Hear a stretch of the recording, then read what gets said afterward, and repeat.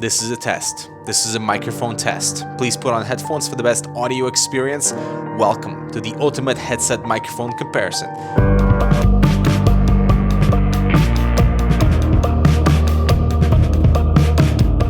Good people, I'm Dmitry. Welcome to another video. Today, we're going to rely on your ears to determine which microphone sounds best. What would you like? So I'm looking for a gaming headset with a bit of everything, but not overkill. Something that folds on your neck. Sure. How about the light frame without excessive clamping force? Yes.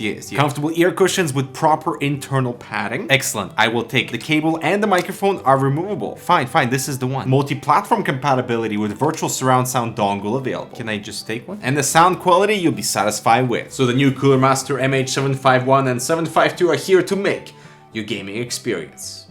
Now, why do people still buy gaming headsets?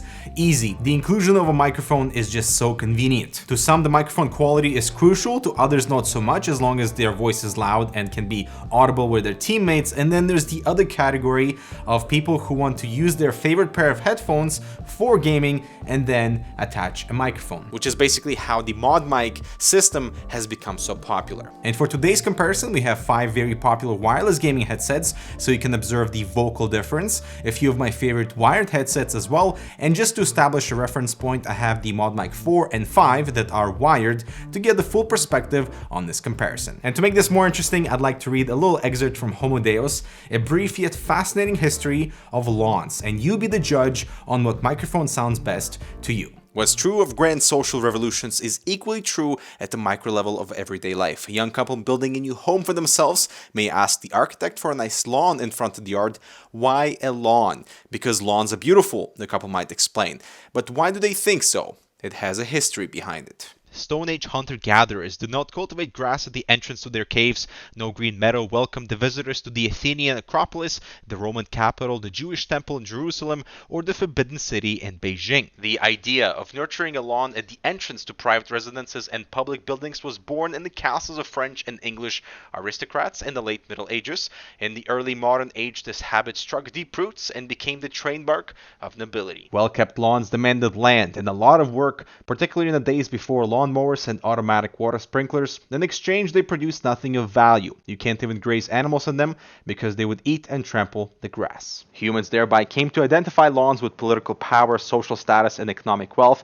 No wonder that in the 19th century, the rising bourgeoisie enthusiastically adopted the lawn. At first, only bankers, lawyers, and industrialists could afford such luxuries at their private residences. Yet when the Industrial Revolution broadened the middle class and gave rise to the lawnmower and then the automatic sprinkler, millions of families could suddenly afford a home turf. In American suburbia, a spick-and-span lawn switched from being a rich person's luxury into a middle-class necessity. Grass is nowadays the most widespread crop in the USA after maize and wheat, and the lawn industry plants, manure, mowers, sprinklers, gardeners account for billions of dollars every year. Having read the short history of the lawn, when you now come to plan your dream house, you might think twice about having a lawn in your front yard. You are, of course, still free to do it, but you're also free to shake off the cultural cargo bequeathed to you by the European dukes, capitalist moguls, and the Simpsons, and imagine for yourself a Japanese rock garden or some altogether new creation. This is the best reason to learn history,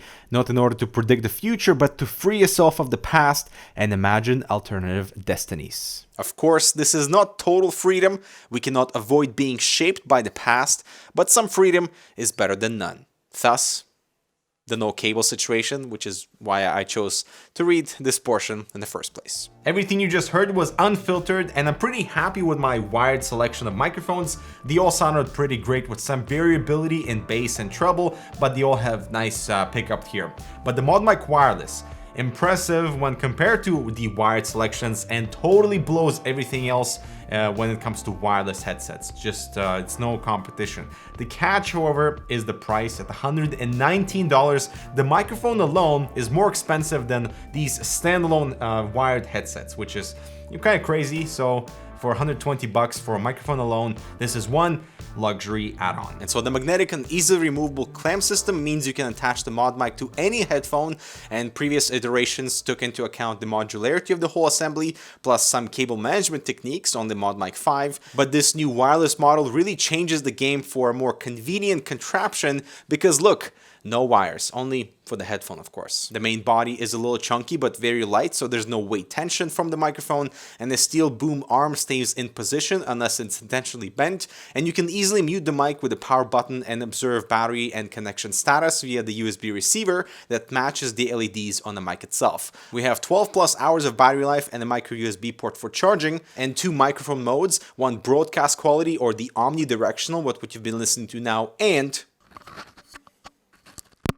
the second mode is unidirectional or noise cancelling, so it sounds very much in line to all gaming headsets, but you can definitely tell there's a lot more processing going on to eliminate all that background noise. And so the convenience factor for the new ModMic wireless is really up here, and it takes it to the next level based on previous iterations of the ModMic. The whole idea of being able to attach a microphone to your favorite pair of headphones is awesome, but now because it's wireless and we have multiple magnetic clamps, means that the microphone is not really fixed to a headphone because you can move it from one pair to another, and it's quite modular. The microphone quality, of course, is pretty excellent for being wireless. It does compete very closely to the previous iterations of the ModMic 5 that has a little bit more bass and character, a little bit less compression, but for a wireless iteration that has no cables attached, you don't have to route it through your headphone cable, is I would say a nice value add